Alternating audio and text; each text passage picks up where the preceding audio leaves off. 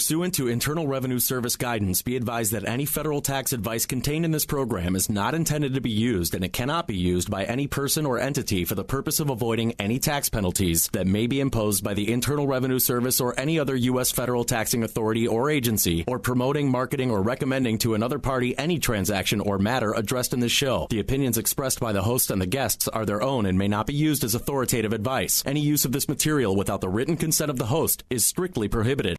Welcome back. I am your host, Attorney Stephen Leahy, and this is the IRS Radio Hour on AM 560. The Answer.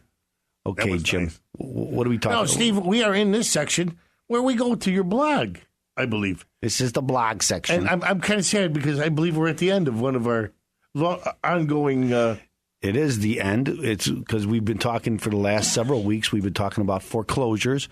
We started talking about how mortgages work. Was there a chapter 1? There's always a chapter 1, Jim, but not in bankruptcy code. There's not a chapter 1. So you start what? A chapter what? A chapter 3. 3. Yeah, I think there's 2 they're empty. There's not really. They're reserved. They're empty. They're reserved. We're reserving to fill those later. But we started talking about mortgages and how they work and how they became more complex through the years, and then we went into how to defend yourself from a mortgage foreclosure action, the Illinois mortgage foreclosure law. We talked about litigation. Remember, bringing motions, paying a lawyer to go in and bring a lot of motions and fight. That was to drag the time out. That's right. Generally, that's what you're trying to do is drag the time out. Another way to do that, as we talked about, is discovery and how to go about discovery in order to buy yourself some time. For the next section we talked about, which is loan modifications, and we talked a lot about how loan modifications work and how you go about trying to get one and sometimes how difficult they are. And then we went into trying to, if you can't get a loan modification, then trying to protect yourself from a deficiency. And remember, the deficiency is the difference between what they sell your house for and what you owe. If they sell it for less than you owe, then there's a deficiency. And here in Illinois, we're called a recourse state. And that means that if there's a deficiency, the mortgage company come after you. And so they can take action against you to try to collect on that deficiency. And so if you fail in trying to save the home, or some people aren't trying to save their home, they're just trying to get out from under. And that's we talked a little bit about strategic defaults and how all this works. And I think that's where we came up with that there's 6 things you can do if you're trying to get out from under, if you're trying to protect yourself from a deficiency. And the first thing you can do, we talked about, is deed in lieu of foreclosure or a short sale. And then we talked about the different ways of consent foreclosure and in rem judgment, shortened redemption. And then today is really the last option, and the nuclear option, Jim. And the nuclear option is bankruptcy. And you should always try to avoid That's right. You should try to avoid bankruptcy if you can, but sometimes you can't. And you never go into this thinking, you always go in knowing that, hey, if that's what I have to do, that's what I'm going to do. So never go into a strategic default without thinking, without a strategy. Yeah, and also accepting the fact that you might have to file for protection under the bankruptcy laws. We talked about Chapter 13 in the way of saving your home, and I left that out when we were talking about it, because if you can't do a loan modification, or sometimes before you can get into a loan modification, you want to do a Chapter 13. But when it comes to the end here, then we're talking about Chapter 7. Someone asked me the other day, Stephen, this maybe doesn't, but they said, if you don't have a job and this way you can't, you're unemployed or you're looking for something, can you go bankrupt? The answer is yes. Oh, okay. Because I didn't know. Now, there's 2 different types of bankruptcies, and I'm going to get off of my on a tangent here a little bit because of the question. But don't. The title of Chapter 13 is Adjustment of Debt for Individuals with Regular Income. And so if I don't have a regular income, then I can't do a Chapter 13, which means I can't make payments to pay my creditors off. Mm-hmm. But I can do a Chapter 7, and sometimes people are prevented from filing a Chapter 7 to prevent themselves from to prevent this deficiency judgment that I talked about, because their income is too high. And in 2005, Congress had changed the laws and put in a means test. We keep hearing about means tests for Social Security and Medicare and all these other things. What they're trying to do is, hey, if you make too much money, you're not getting any government benefits, even though you paid for all those government benefits. We're not going to give them to you. So they're trying to cut back, and that's who they're trying to cut back for. And the same thing here in bankruptcy in 2000. On the rich. On the rich. Billionaire. You know how billionaires. Well, billionaires don't have to file bankruptcy. Although what are you kidding? Trump has filed many bankruptcies. I know that one of Trump's casinos in New Jersey recently filed another bankruptcy. So while he personally didn't file bankruptcy, one of his companies did. But anyway, under Chapter 7, sometimes if your family makes more than a average family of your size, then there's a presumption that it would be abusive for you to file a Chapter 7 bankruptcy.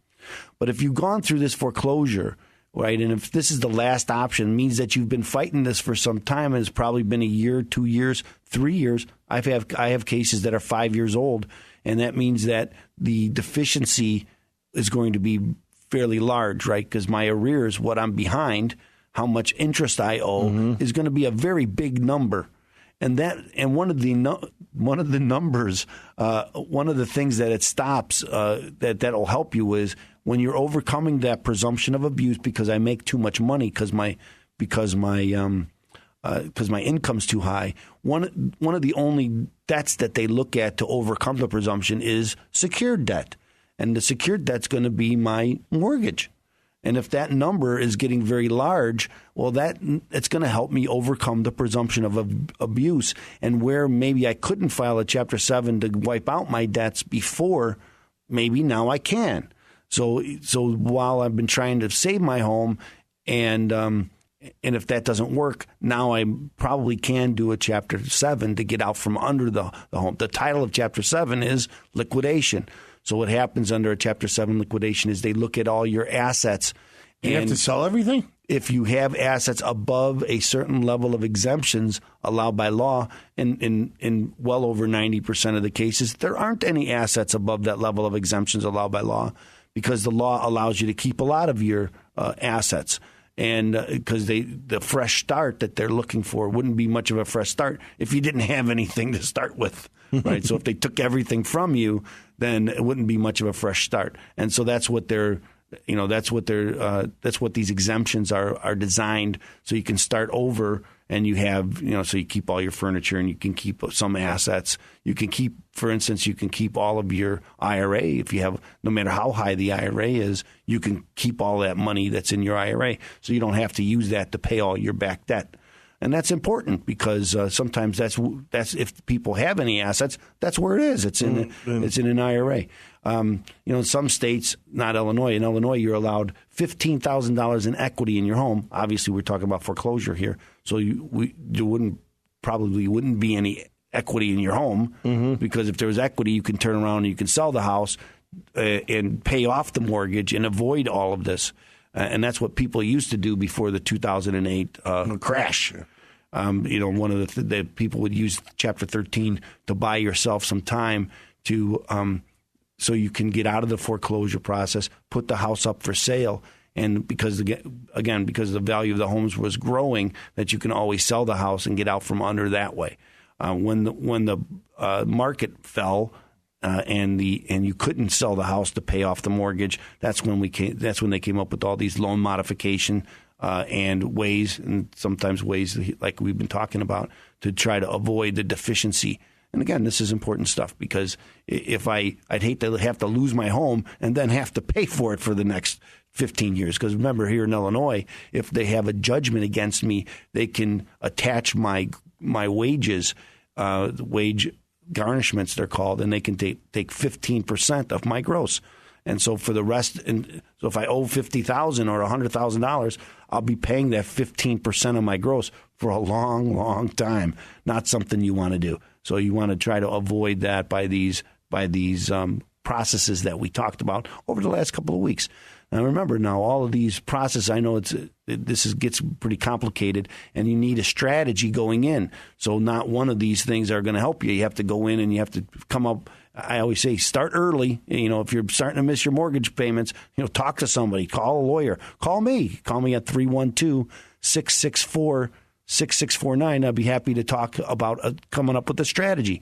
Because again, we've talked about coming from the beginning that you could file for protection under Chapter 13. You can do all the short sale. You can do a deed in lieu. You can do all these other ways to protect yourself. So if you have a question, if you have a problem, make sure you get help. And if you don't, he's doing this off the top of his head, ladies and gentlemen. I'm watching it. I live it, Jim. So he knows what he's talking about. I've helped a lot of people, hundreds of people, Jim. A bunch of people. And if you people out and if our listeners call me, maybe I can help thousands of people. And that's what I want to do. So visit us on the web at chicagotaxteam.com. See you on the other side.